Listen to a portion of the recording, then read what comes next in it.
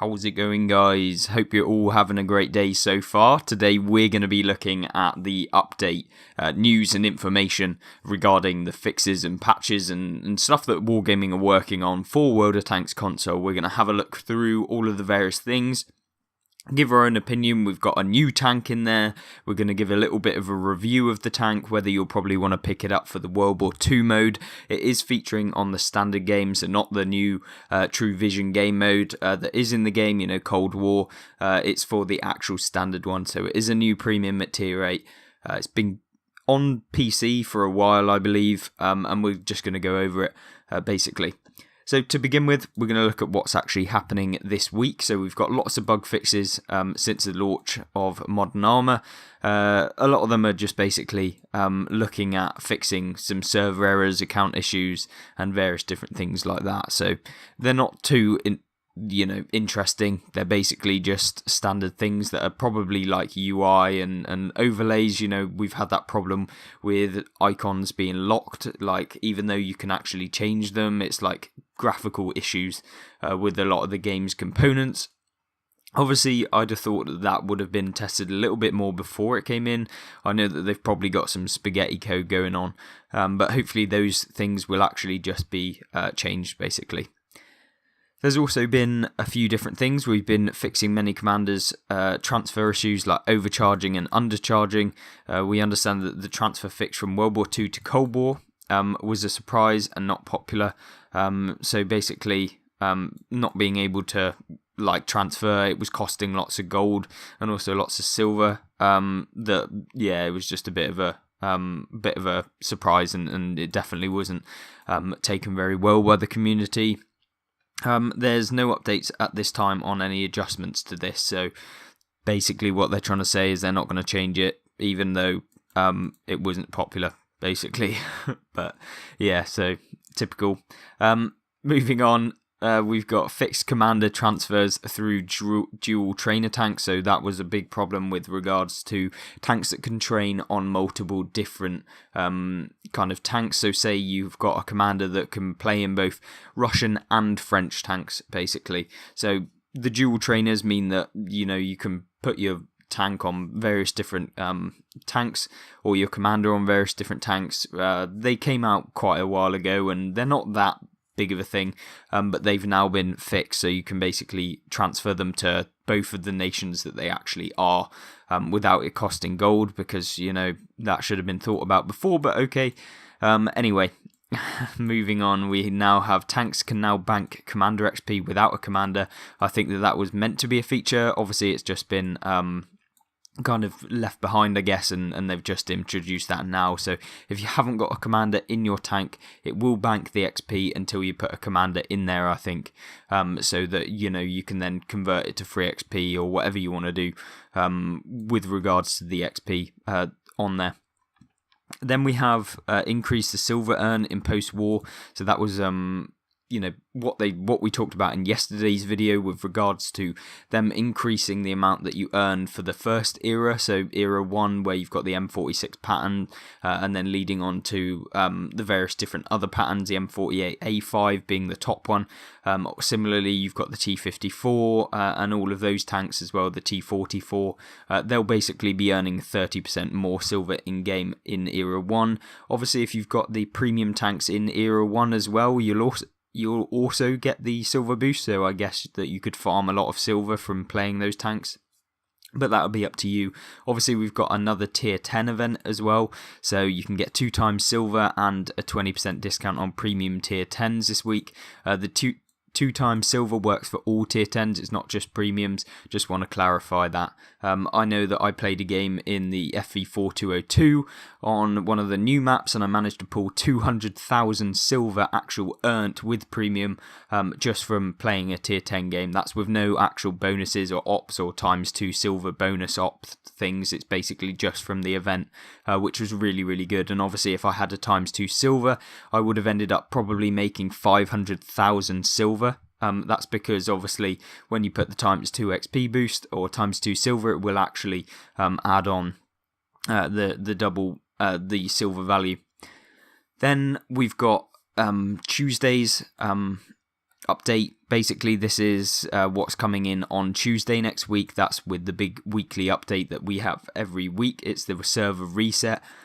You'll be getting frame rate issues and color blind and HDR improvements. So hopefully the new consoles with regards to PS5s, Series X's, Xbox Series X anyway, hopefully that will be sorted out. And I know that a lot of the kind of older Xbox One X, that's been having a lot of problems, and I think the Wargaming have been kind of leaving this a bit too long, and hopefully that will sort that out, because there is some significant, and I mean significant, problems going on with regards to those consoles, and hopefully that will be changed within the next update on Tuesday, and I hope that that's what that is addressing.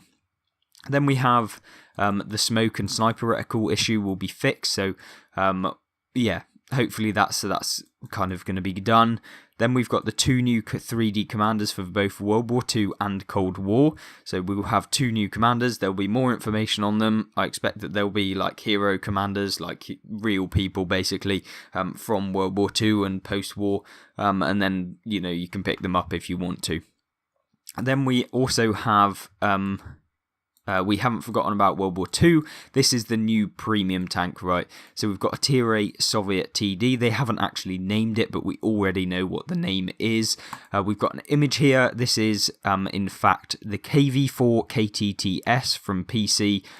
We've got the armor model of the tank. We're going to give you a little bit of an overview as to how the armor model works and how you should play it. It's basically a rear-mounted tank destroyer. It's got a KV4 turret basically and a KV4 hull. The turret on the top is actually slightly weaker, I guess, than the KV4's turret maybe, except the cupola is actually not actually as bad as the KV4, so it does take some penetration to be able to go through there, and there's lots of auto ricochet angles if you're facing it frontally. Basically what you want to be doing is side scraping in this beast. Basically, if you do this, unfortunately, it gets really annoying arc of its gun, so you kind of have to expose some of your hull if you want to actually poke out from this side. However, the other side you can side scrape better, so you can actually arc your gun 45 degrees to one side and 15 to the other. So it's a really weird tank. Certainly an interesting one. Is it going to be super overpowered? Probably not, let's be honest. This thing looks a bit weird. The fact that it's going to be restricted by only going 15 degrees to one side means that you can't go around corners where you're trying to poke out from a left-sided corner, and then, or you can't as well anyway, and then it's going to be real struggle fighting around bends that might be where you might want to be aiming over that way, because your gun will only go that far. As you can see from this kind of area here, that is literally the maximum arc of the gun that it can go. On the other side, however, you do get 45 degrees, so you can kind of have this weird kind of turret like this. So you want to be side scraping out from the other side if possible. So you want to be coming at an angle like this, I would say, where your armor on the side is like 300 millimeters. I can't see any weak spots here other than this like bar here, but that is a really hard and slim shot, and if you're wiggling a little bit, it's going to be even harder for opponents to hit. Similarly, you can pen the cupola if you've got high pen, and if you can even get a shot at it, which is unlikely when you're side scraping. So it's kind of one of those tanks where it will actually work as a side scraper. A lot of tanks in this game anymore really don't work as a side scraper, but this one will, so long as this thing, this little bar, isn't visible, or at least you're kind of going backwards and forwards where it makes it hard for someone to hit it easily. Obviously, the lower plate is kind of not really a weak point. You've got to hit it kind of centrally. It's got like a flatter bit where at the flattest angle. This area here is kind of a weak point from the front, so if you've got high pen, you can actually go through this like flat plate, or at least somewhat flat plate on the tank. So it's a bit like the Ferdinand, if you've played the TD. You know, it's got really thick armor values, but if you do have the penetration, you can go through the armor fairly easily. Like, it's not very well angled on this bit anyway. But yeah, it looks like an interesting tank. With regards to the statistics of the vehicle, you can go 35 kilometers an hour. Obviously, they're all kind of subject to change. They could be completely different on console, but I would find it very strange for them to change them too much with regard to the base statistics. The gun will probably most likely be 320 alpha damage, which isn't the best on a tier 8 tank destroyer when you've got things like the SU-130 PM that has like 540 alpha or something, and that is also a Russian TD. It's much faster. Will you want to trade off between having the armor or the SU-130? Personally, I would definitely get the SU-130 PM over this tank, but it does if we compare it to the other Russian TD. If we get it on here, so basically if we compare it to the SU-130 PM, its top speed is much worse by 30 kilometers an hour. Its reverse speed is much worse by 10 kilometers an hour. You get more hit points by 400, which is, I guess, nice. But yeah, not a massive difference. You'll be you're slower with power to weight, so you're not going to get up to top speed. Your traverse speed is pretty much awful. Your DPM's worse. You've got a slightly better reload time, but that doesn't really mean anything unless you've got the high alpha to be able to do anything.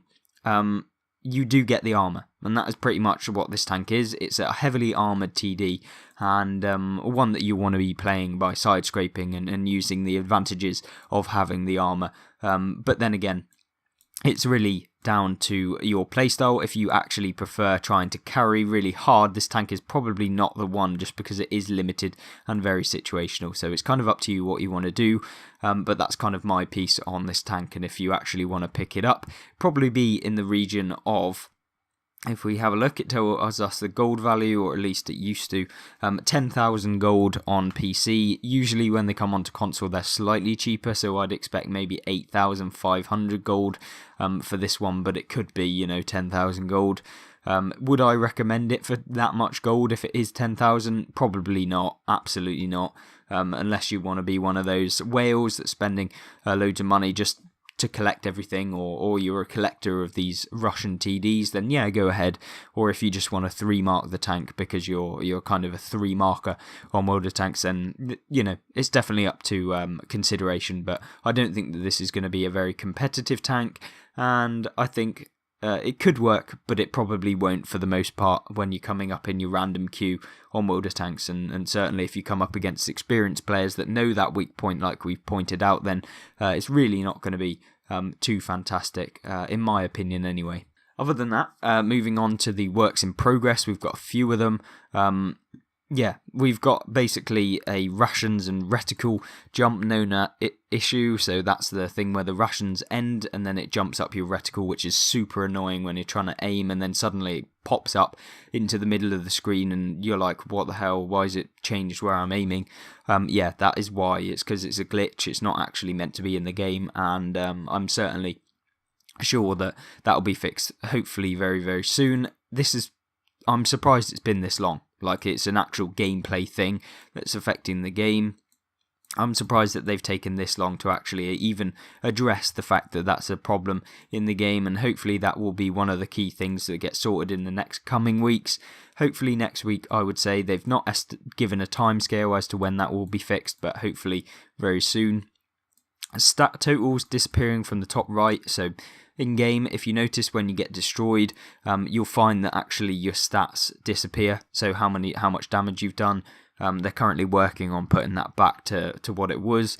I think that was just probably a problem with regards to when they fixed a couple of other things. Spaghetti code and that. You fix one thing, like you put something in the garage and suddenly in the game your like track repair icon changes. It's like just completely random, and hopefully that will be fixed very soon.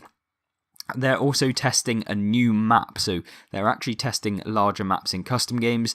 They're hoping that the fourth big map, to have a fourth one for the next big release. So a big map on the next release, confirmed by Wargaming. That's what they're hoping to do. Hopefully we will see that. I'm not entirely sure when the next big release will be, whether that will be at the start of next season, which is June 26th, I believe, somewhere around there, or whether it will actually be prior to that, mid-June, early June. Not entirely sure, haven't been given any dates, and hopefully we'll see something sooner rather than later in terms of what I'd like to see. They're also working on the mercenary tanks once again, as usual. Nothing really developing with that kind of situation. Hopefully they'll be in the game very, very soon, and we'll continue to keep an eye on that and see what happens with the mercenary tanks. So yeah, they're returning a number of mercenary tanks to challenges while contracts are still being worked on. And then also ranked tournaments tests may be incoming soon. So in terms of they're just going to test out how ranked games actually work in game. I don't know if that'll be available to everyone, but we'll have more information really, really soon, hopefully. One very last thing before we end the video, however, is that there will be a trade-in event. So you know the World War II trade-in, where you could trade in a premium tank for half the value of the gold that it originally was. Yeah, that'll be coming back. So hopefully that'll be all sorted. It was a problem a while back. They tried to bring it in, but then it was glitched or something. And yeah, that will be returning very, very soon. Other than that, that is pretty much everything in terms of the patch notes, the fixes, the new premium tank that is in the game. I will have hopefully timestamped this so you could have gone around the various different areas of the things that you're interested in. Hopefully you want to watch some more content. If you do, then there'll be videos on screen right now, as well as you can just check out on the channel. Various different ones, there's guides, there's gameplay, there's various different things. So yeah, hopefully you will enjoy those, and hopefully you enjoyed this video. Other than that, I hope you have a great rest of your day and a great weekend, and I hope to see you in the next video. Goodbye.